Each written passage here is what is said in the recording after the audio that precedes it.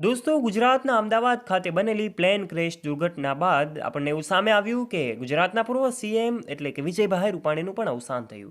ત્યારે હવે કેટલાક યુઝર્સ એવા સવાલ કરી રહ્યા છે કે આખરે વિજય રૂપાણીની સંપત્તિ કેટલી છે. તો કેટલાક યુઝર્સ એવા પણ સવાલો કરી રહ્યા છે કે વિજય રૂપાણીના સંપત્તિના માલિક હવે કોણ બની શકે છે. ત્યારે દોસ્તો, આ સવાલો કદાચ તમારા મનમાં પણ થતા હશે.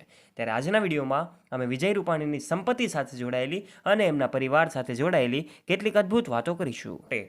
વિડીયોમાં આગળ વધીએ તે પહેલાં ચેનલ ઉપર તમે પહેલીવાર આવ્યા હોય અને હજુ સુધી આપણે ચેનલને સબસ્ક્રાઇબ ન કરી હોય તો નીચે રહેલું બેલ આઇકન દબાવીને અમારી યુટ્યુબ ચેનલને અવશ્ય સબસ્ક્રાઇબ કરી લેજો.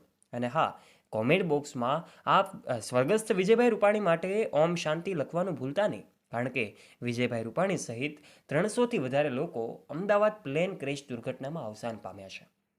આ સૌ લોકોના દિવંગત આત્માઓના આત્માને શાંતિ મળે એ માટે ઈશ્વરને પ્રાર્થના કમેન્ટ બોક્સના માધ્યમથી અવશ્ય કરજો, કારણ કે 300થી વધારે નિર્દોષ લોકોના પરિવાર પર અચાનક આભ તૂટી પડ્યું છે. ત્યારે આ મુશ્કેલીની ઘડીમાં ઈશ્વર એને શક્તિ આપે, એના પરિવારને તાકાત આપે, એવી જ આપણે પ્રાર્થના કરી શકીએ છીએ. દોસ્તો, હવે ચાલો આપણે આજના વિડીયોની શરૂઆત કરીએ. સૌથી પહેલાં અમે તમને જણાવી દઈએ કે વિજય રૂપાણીના પરિવારમાં કોણ કોણ છે અને આખરે આ બધા સભ્યો ક્યાં રહે છે અને કેવું જીવન જીવે છે. સૌથી પહેલાં વાત કરીએ તો વિજય રૂપાણીને સંતાનમાં 2 દીકરાઓ અને 1 દીકરી હતા. ત્યારે એમનો નાનો દીકરો જે છે બાળપણમાં જ 3 વર્ષની ઉંમરમાં અવસાન પામ્યો હતો. આ સાથે જ એમનો મોટો દીકરો, જો વાત કરવામાં આવે તો એમનું નામ છે ઋષભ રૂપાણી અને તે અમેરિકા રહીને અભ્યાસ કરે છે અને ત્યાં જ તે સ્થાયી થયો છે. ત્યારે આ વિજય રૂપાણીના મોટા દીકરો અમેરિકા છે, તો જો વાત કરવામાં આવે એમની દીકરી વિશેની તો એમની દીકરી લંડનમાં રહીને અભ્યાસ કરી રહી હતી. દીકરી રાધિકા રૂપાણી એ લંડનમાં જ સ્થાયી થઈ છે અને એવું કહેવાય રહ્યું છે કે લંડનમાં જ એમના પત્ની પણ એક અઠવાડિયા અગાઉ ત્યાં ગયા હતા, એમની દીકરી સાથે હતા અને હવે વિજયભાઈ રૂપાણી પણ એમની દીકરી અને એમના વાઈફને મળવા માટે જ જઈ રહ્યા હતા. અને એવા સમયે જ્યારે આ દુર્ઘટના ઘટી ત્યારે અચાનક જ એમનું અવસાન થયું. દોસ્તો, આ ઘરના સભ્યોની વાત છે. હવે જો વાત કરવામાં આવે એમની સંપત્તિની, તો સંપત્તિમાં એમને ક્યારેય પણ પીછેહટ કરી શકે નહીં, કારણ કે ગુજરાત રાજ્યના પૂર્વ સીએમ તરીકે રહી ચૂક્યા છે. આજે એમને અનેક સરકારી ભથ્થાઓ મળે છે, નિવૃત્તિ પેન્શન મળે છે, આ સાથે સાથે જ અનેક સરકારી પગાર મળે છે. તો પછી કેટલીક રહેવાની સંપત્તિ પણ અને પ્રોપર્ટી પણ મળે છે. રહેવા માટે એમને 2 મકાન છે, જેમાં ખાસ કરીને જો વાત કરવામાં આવે તો એમનું વતન રાજકોટ છે અને રાજકોટ ખાતે પણ એમને જે કાંઈ પણ છે એમનો બંગલો છે અને જે ગાંધીનગર છે ત્યાં પણ એમનું મકાન છે, ત્યાં એમનો બંગલો છે.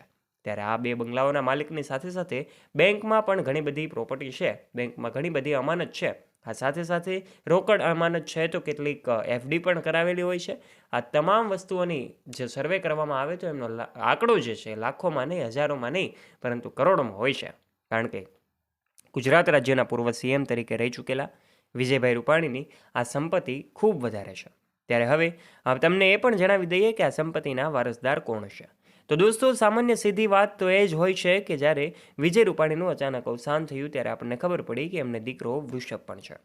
ત્યારે અમેરિકામાં રહેતો આ દીકરો હવે વિજય રૂપાણીની સંપત્તિનો માલિક બનવાનો છે, કારણ કે આ વિજય રૂપાણીનો દીકરો જે તાત્કાલિકના ધોરણે પોતે અમેરિકાથી આવી પહોંચ્યો હતો અને ત્યારબાદ એમને સમગ્ર ઘટનાનો નિર્ણય લીધો હતો. ત્યારે હવે એમનો વારસદાર પણ એ જ હોઈ શકે.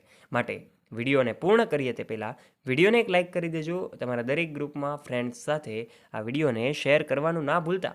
તથા દોસ્તો, આવા રસપ્રદ અને રોચક વિડીયોઝ જો તમારે નિહાળવા હોય ને અમારી યુટ્યુબ ચેનલ ઉપર તમે પહેલીવાર આવ્યા હોય તો હજુ પણ નીચે રહેલું બેલ આઇકન દબાવીને અમારી યુટ્યુબ ચેનલને અવશ્ય સબસ્ક્રાઇબ કરી લેજો. અને ફરી કહીશ, નીચે કમેન્ટ બોક્સમાં આપ ઓમ શાંતિ લખવાનું ચૂકતા નહીં. ધન્યવાદ.